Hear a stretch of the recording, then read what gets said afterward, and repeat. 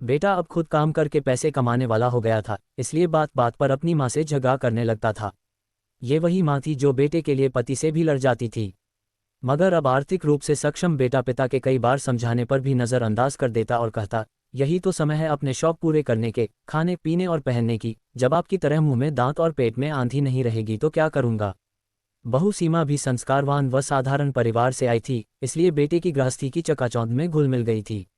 बेटे की नौकरी अच्छी थी तो दोस्तों का समूह उसी हिसाब से आधुनिक था।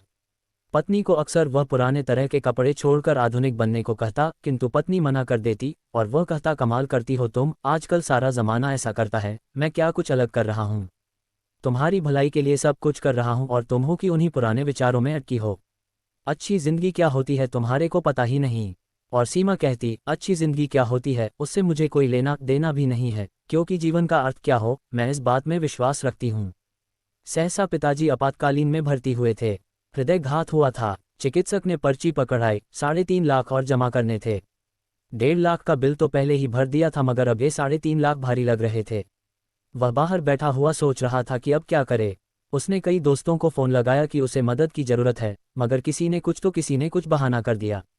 आंखों में आंसू थे और वह उदास था। तभी सीमा भोजन का टिफ़िन लेकर आए और बोली, अपना ख्याल रखना भी जरूरी है। ऐसे उदास होने से क्या होगा, हिम्मत से काम लो, पिताजी को कुछ नहीं होगा, आप चिंता मत करो।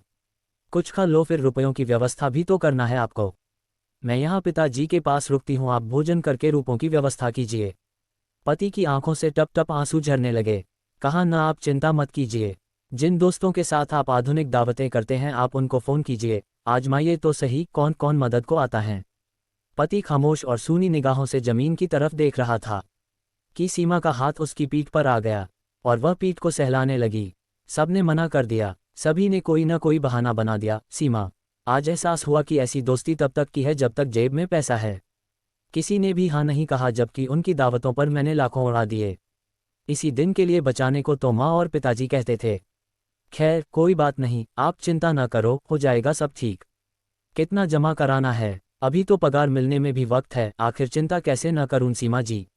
आपकी ख्वाहिशों को मैंने संभाल रखा है।